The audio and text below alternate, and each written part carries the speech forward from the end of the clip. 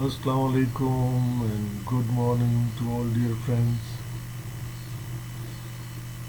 Well, every project of political nature do starts with education, and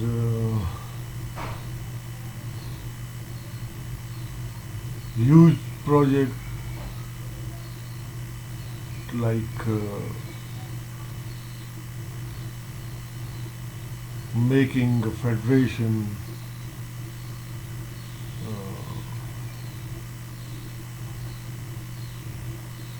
a better federation and a true federation is a huge project. And that mostly depends upon, uh, in a country like Pakistan and India, on informal education. If politicians and journalists are willing to educate public regarding true spirit of federalism, and if are willing to spread true democracy through written words and through practical measures, then you see uh, things started moving forward. Well,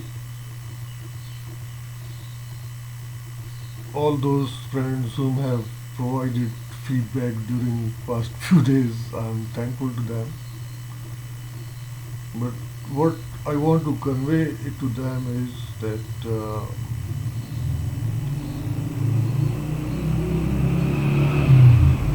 national character, uh, individual character, that matters a lot. If people are generally honest in a country, uh, then economic growth is possible, prosperity is possible within shortest span of time. States are not like individuals in capacity. States can do too many things in shortest span of time. Many friends, they have raised issues regarding energy crisis, which is now lessened in Pakistan. But the cost of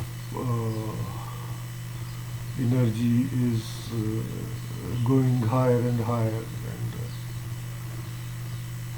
that paves the way for increase in cost of production.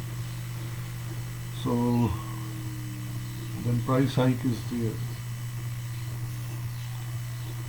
and I always say that the price hike hits the industry and agriculture sector as well. There is prices because of increased cost of production. Uh, Sometimes increase in those prices is based upon their greed. Managers, they want to reap huge profits on a plea that cost of production is being increased, and by this way they hit their own industry. Say the truth is that, okay, cost of production, if increased with increase of oil prices and electricity prices, then that can be covered with increase in some little increase in per product of industry, and same is the case with the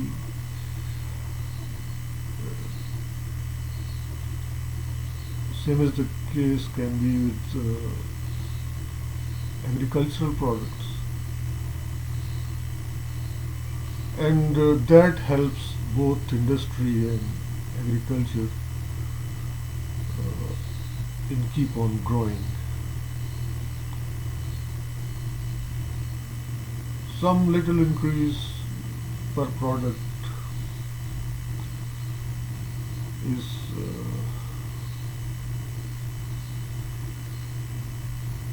not that harmful for the industry or agriculture.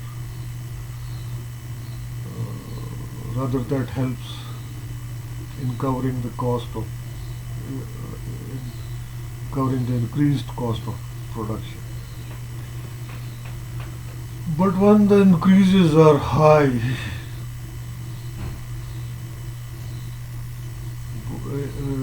both of agricultural goods and industrial goods, on a plea that cost of production is being increased, then that ultimately hits the industry and agriculture. People stop buying, or they start buying less, and then stockpiles and increased cost for the businessman of keeping all that stuff in their godowns, and finally everything goes rotten because either people are unwilling to buy in huge quantities commodities which are produced because of increased prices, or they are buying less. So ultimately, both agriculture sector and industrial sector are affected, because producers, once their commodities are stockpiled and nobody is buying all that, then you see that cycle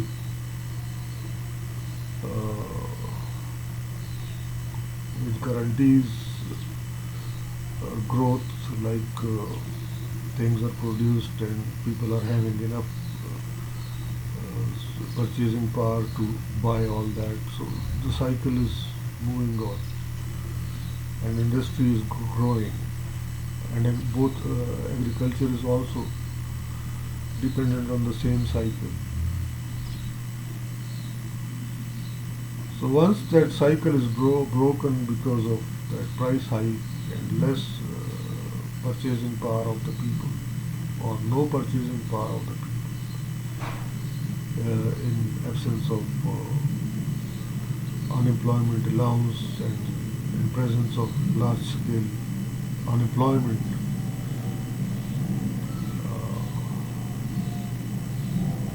then when the businesses are being affected, they stop buying from industrialists and stockpiles with industrialists, and even agricultural producers, when they are having stocks and nobody is going to buy all that, or nobody can buy all that,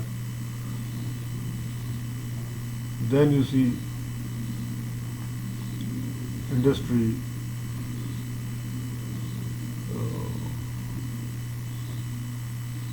which had opted for price hike starts reducing number of employees, and finally closure of that industry is much expected outcome. So out of greed, out of mismanagement, that price hike affects the economy in a very devastating way. I mean, closure of industry stoppage of agricultural production because nobody can buy what is being produced. That phenomena hits the economy, overall economy, with closure of industry, with closure of agricultural sector. Unemployment spreads more its tentacles, and finally, overall economic collapse of a country becomes certain.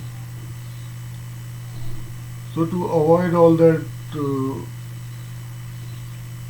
we need good managers, honest managers who can manage industry, who can manage agriculture, and by this way, if availability of such people is there, our economy can move forward towards self-sufficiency. So good sense is always required, along with some knowledge of economy and all that. And I don't believe in that rhetoric that industrialists are bad, which communists they say that agriculturalists, farmers, big landowners are bad people, and there shall be a communist revolution in a country to achieve economic prosperity. That is rhetoric based on very cruel intentions. In fact, communists they create conflict in a society, as Mao Zedong once had said that when conflict reaches to its peak, then revolution occurs. So they create a conflict between different segments of society, communists to bring revolution, and to establish their one-party dictatorial rule. So we must all be aware of that in beautiful Federation of Pakistan and the neighboring Federation of India. Fascists and Nazis, they also do the same. They, in fact, Nazi and fascist and communist dictators, that war phenomena is always present there in their heads. You see, they are not only at war with everyone else, but they are also at war with themselves too.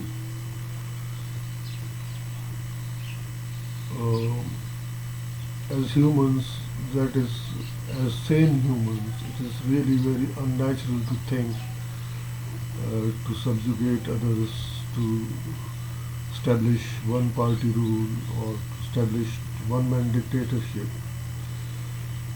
That is a very cruel idea. That idea came into minds of certain people when economic conditions were very harsh, and in previous centuries, and humans were unable to think in a very positive way. So I think communism, socialism, Nazism, which have paved the way for wars in Europe, communism had paved for war here in Afghanistan. In Eastern Europe, they had captured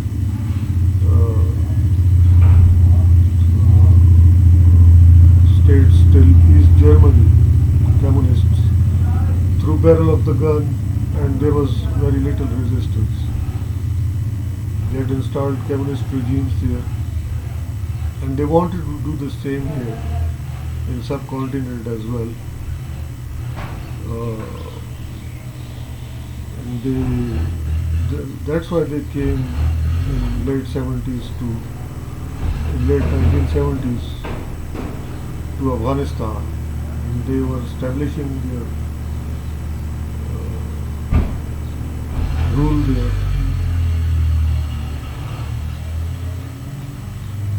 So we have to understand all that background while going ahead with the huge project of political nature of uplifting federations of both India and Pakistan with a objective in mind to achieve peace which paves the way for prosperity. Once that extremist thinking, once that dictatorial thinking is being changed at large scale among populace through informal means, because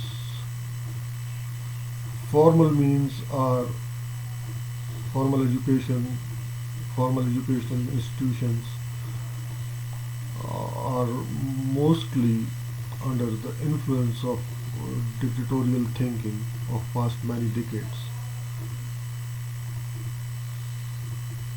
So the only option left before all those true democracy loving people, all those good humans, those whom are willing to save humanity from tyranny and oppression of one man rule or of one party rule.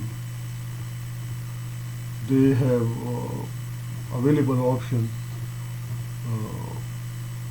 only available option before them is informal means of educating public. Well, corruption, moral turpitude, and dishonest practices.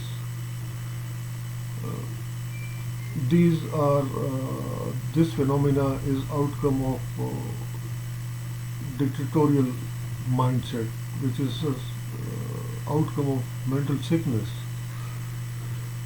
And while pleading for true democracy, while implementing clauses of fundamental human rights present in constitution of both Pakistan and India, we can improve the situation here in whatever capacity we are.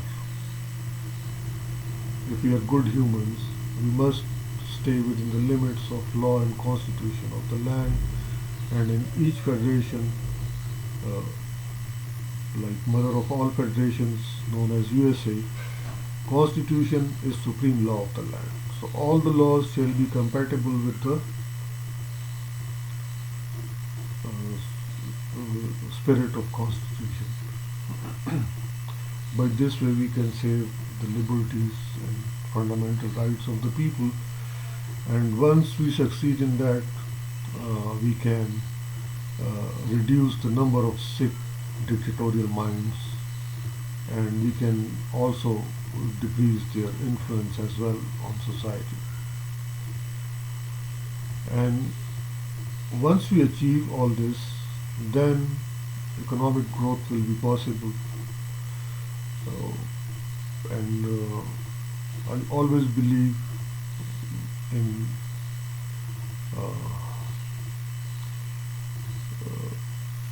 taking welfare measures first before punishing others. Well, it is very simple. You see, if you want people to pay taxes and high prices for living, then firstly what you have to do is that you have to create a lot of employment for everyone, and you have to guarantee unemployed allowance for everyone whom are unemployed, and salaries shall be decent, unemployment allowance shall be decent, as it is there in Great Britain, as it is there in United States of America. So, overburdening people without giving them anything, even when the collapse becomes visible because of dictatorial practices, governments cannot pay salaries to their employees. Private sector also witnesses collapse because of ignorance-based chaos prevailing in all those organized societies which are victim of dictatorship, and where education is being discouraged, especially quality education is being discouraged, and educated people are being sent out from the country or being kept unemployed without any unemployment allowance for them. So that chaos, which is very much visible in developing countries, that is caused by ignorance, because ignorance, when will lead you, will definitely lead you into conflict and chaos. So once you ignore education and opt for less educated or uneducated for leadership, then chaos is the most logical outcome of all these practices. I wish all the best to all of you, and good luck as well.